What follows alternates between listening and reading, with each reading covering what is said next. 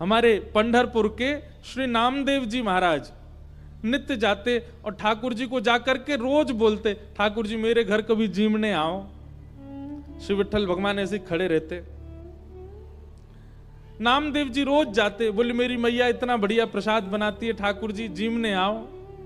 तो नामदेव जी से कभी कभी ठाकुर जी बोलते थे, ठाकुर जी कहें पूरी दुनिया यहीं लेके आ जाती है, तू भी लिया यहीं पे, हम यहीं खड़े यहीं पालेंगे। बोले नहीं, मेरे घर आओ पाने के लिए। तो ठाकुर जी बोले मैं तेरे घर पाने जाऊंगा तो यहां पे कौन खड़ा होगा मेरी जगह, लाखों लोग दर्शन करने आते हैं। नामदेव जी बोले आप भगवान हो, सर्वसमर्थ हो, कोई व्यवस्था कर लो अपनी। भगवान बोले ठीक है कर ली हमने व्यवस्था। बोले क्या व्यवस्था? बोले मैं तेरे घर जाऊंगा पाने, तू मेरी जगह खड़ा हो जा।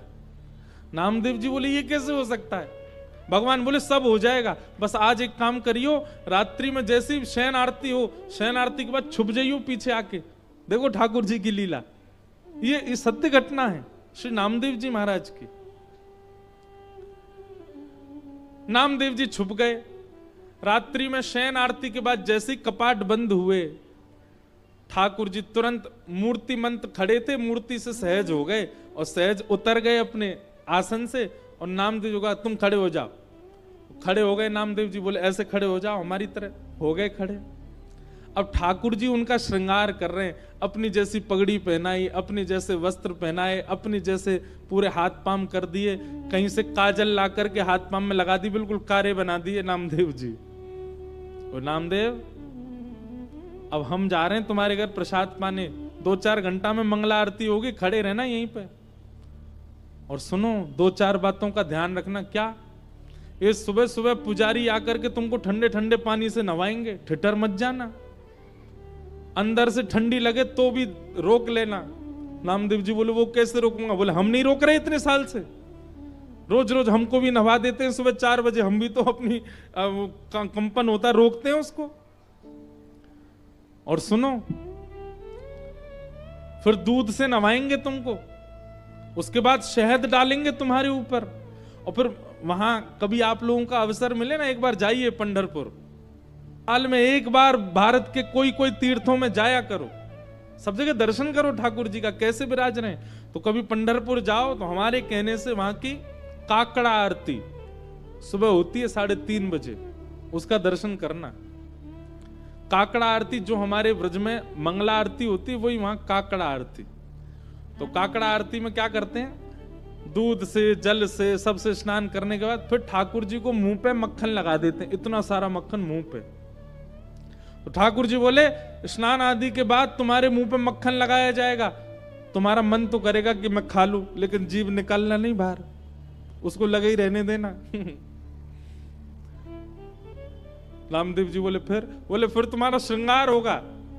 और श्रृंगार के बाद पंढरपुर में हर दर्शनार्थी को अधिकार है कि भीतर मंदिर में जाके ठाकुर जी के चरण छू सकता है, अपना सिर वहां रख सकता है, सबको छूने का अधिकार है।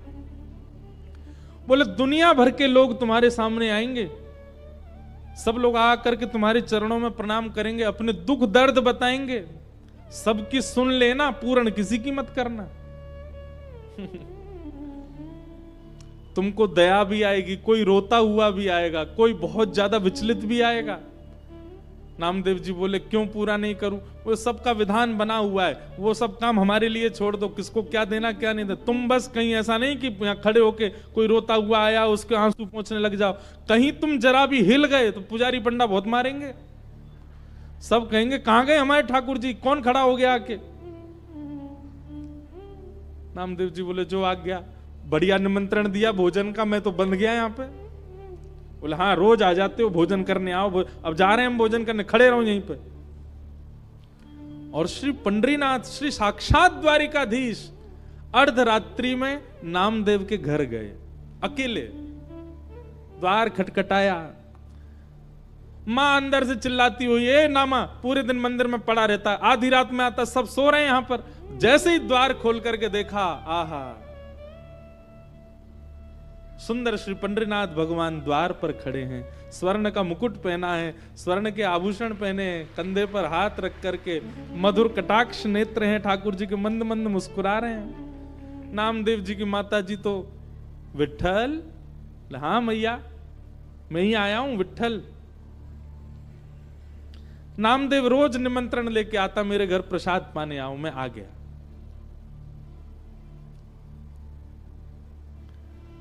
नामदेव जी की माता जी ने चूल्हा रात में चेताया, खूब बढ़िया बढ़िया प्रसाद बना करके ठाकुर जी को अपने हाथ से पवाया।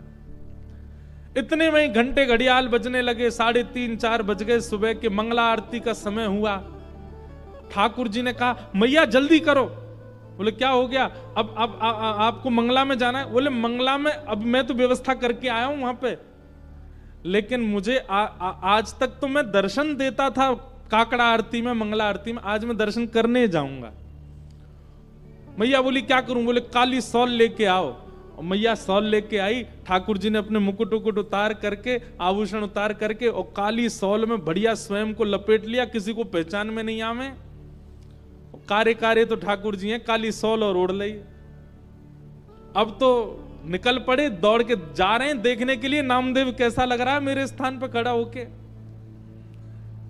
दर्शनार्थी लाइन लगा करके खड़े थे, उन्हीं में ठाकुर जी खड़े हैं और दूर से ही निहार रहे हैं। नामदेव जी चुपचाप नेत्र बंद करके, हाथ बिल्कुल कमर पर, जैसे पंडरीनाथ भगवान खड़े होते हैं बिल्कुल वैसे ही खड़े हैं। और ठाकुर जी दूर से ही देख करके नामदेव की बलियां ले रहे हैं। आहा मेरो नामा कितना अच्छा लग रहा है। गर्भगृह में जैसे ही ठाकुर जी पहुंचे,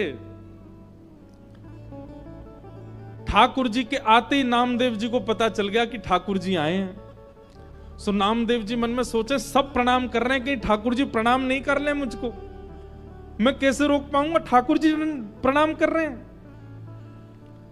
ठाकुर जी गए, नामदेव जी को देखा। नामदेव जी को देख करके जैसे ही नीचे सर झुकाया, नामदेव जी के नेत्रों से आंसू गिरने लगे। नाथ ये कैसी लीला कर रहे हो आप?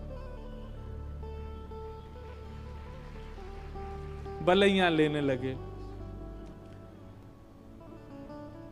अद्भुत हैं बंधुओं ठाकुर जी। ठाकुर जी जैसा प्रेम कौन कर सकता है? अपने भक्त को अपने स्थान पर खड़े होकर उसके दर्शन करने आए हैं। पहले तो खूब बलैया ली, और फिर उसके बाद ठाकुर जी बोले ए नामा तुझे नोच के भाग जाऊं? तू जोर से चिल्लाएगा, पंडित पुजारियों को पता चल जाएगा। नामदेव जी बोले ऐसा मत करो, मैं किसी को बताऊंगा कि आपने मुझे खड़ा किया, कोई मानेगा और नहीं। ठाकुर जी चिढ़ा रहे हैं नामदेव जी को, नामदेव जी घबरा रहे हैं। ऐसी लीला, इसको कहते हैं रास। क्या कहते हैं? रास। ये लीलाएं जब ठाकुर जी आपके लिए सहज हो जाते हैं, ठाकुर जी आपको प्रायोरिटी देने लग जाते हैं, ठाकुर जी आपके लिए यह भूल जाते हैं कि वे परमात्मा हैं, इसको कहते हैं रास। रास का मतलब नाचना नहीं होता। रास का मतलब इन गोपियों के लिए ठाकुर जी सहज हो गए। इन गोपियों के लिए ठाकुर जी ने अपना परमात्म भेष त्याग दिया। इन गोपियों के लिए ठाकुर जी सरल बन गए, दीन बन गए, इसीलिए उसको रास बिहार कहा। और वृंदावन में रास नहीं किया ठाकुर जी ने, महारास किया। महारास मतलब आज तक ठाकुर जी महारास बिहारी हैं। मतलब आप जाकर के प्रस्तुत करो, आज भी ठाकुर जी अपने पाषाण भेष को त्याग करके आपके लिए सहज होने को तैयार बैठे हैं वृंदावन में। ये केवल वृंदावन में और कहीं नहीं। आज भी वृंदावन में कितने वैष्णवों को अनुभव होता है। श्री बिहारी जी में तो पर्दा ही हमारे बार बार लगाया हो जाए कि कहीं कोई टकटकी लगा के बिहारी जी को देख नहीं ले, नहीं तो ये वही के संग चले जाएंगे। आपके नेत्र कहीं ठाकुर जी से नहीं मिल जाए, इसलिए बार बार पर्दा किया जाता है बिहारी जी के आगे। एक बार चले गए थे किसी के संग कहीं, फिर ढूंढ ढांड के लाए, तब से नियम बन गया कि बार बार पर्दा करो। क्यों? क्योंकि बिहारी जी ने कोई से नैन मिला लिए, सो कैसो भी आदमी हो बाकी संगी चले जाएंगे। बताओ कितने भोले ठाकुर जी हैं, किसी के संग जाने के लिए तैयार तत्पर बैठे। इसी को रास बिहार कहते हैं। आप कभी उस भाव से वृंदावन जाओ कि आपको सामने पाषाण एक ही मुद्रा में ठाकुर जी ना दिखें, कभी उस भाव से जाओ कि साक्षात श्री ठाकुर जी आपको अनेक मुद्राओं में दिखाई दें, आपको बोलते हुए दिखाई दें, आपके आगे कोई लीला करते हुए दिखाई दें, तब समझो हाँ अब मेरे संग रास हुआ। अभी हम रस में हैं, हमें रास में जाना है, और रास में जाने के लिए हमें अपना निर्माण करना पड़ेगा, अपनी मन बुद्धि और विचारों को वैसा करना पड़ेगा जिससे श्री कृष्ण रास करें।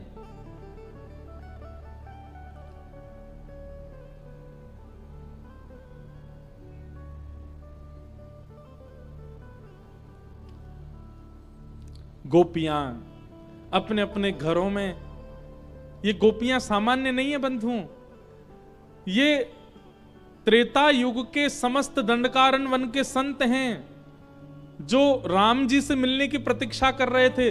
तब हनुमान जी ने जाकर के इनसे कहा आप सब लोग प्रतीक्षा मत करो, केवल राम जी का चिंतन करते करते अपने देह का त्याग करो, आप सब संत ही द्वापर में ब्रज में गोपी बनकर के प्रकट होगे, तब राम जी कृष्ण बन के आएंगे और आप सबके साथ रास विहार करेंगे, आप सबको वो सुख प्रदान करेंगे जो एक प्रियतम प्रियतमा का होता है आपके गले में। अभी तो राम जी भगवान है, आप सब संतों केवल प्रणाम तक अधिकार होगा, लेकिन द्वापर युग तक प्रतीक्षा करोगे तो एक प्रियतम के भाव से ठाकुर जी आपके गले में गलवैया डाल के रास विहार करेंगे, वो सुख प्रदान करेंगे जो किसी को नहीं मिला।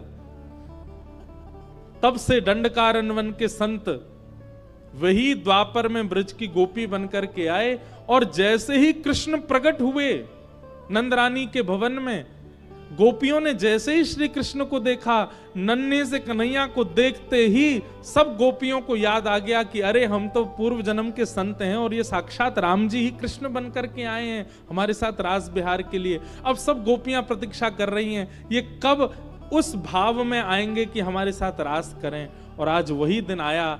7.5 वर्ष के श्री ठाकुर जी हो गए। बंधुओं, बड़ी विचारणीय बात है, लोग रास विहार को बहुत बहुत अलग दृष्टि से देख लेते हैं कभी कभी। मैं उन लोगों से प्रार्थना करना चाहता हूं, ठाकुर जी की आयु 7.5 वर्ष की है और ठाकुर जी के साथ रास करने वाली गोपियों की आयु 80 वर्ष की, 90 वर्ष की, 100 वर्ष की। अरे 100 वर्ष से लेके 6 वर्ष तक की गोपियां हैं ठाकुर जी के साथ रास विहार में। इतने नन्हे से बालक के प्रति 80 वर्ष की गोपी का प्रियतम भाव कैसे आ सकता है? केवल तभी आ सकता है जब उनको उस नन्हे से बालक में परब्रह्म का दर्शन हुआ हो। 7.5 वर्ष के बालक को, अब तो बालक बड़े पढ़े लिखे होने लग गए हैं बचपन से, हम तो भैया अपनी सत्य बताएं, कोई फिल्टर नहीं है बात में। 7.5 वर्ष तक हमको ये भी नहीं पता था कि कपड़े कैसे पहनते हैं। 7.5 वर्ष की आयु में ऐसे ही डोलते थे और उनके साथ गोपियां रास विहार कर रही हैं।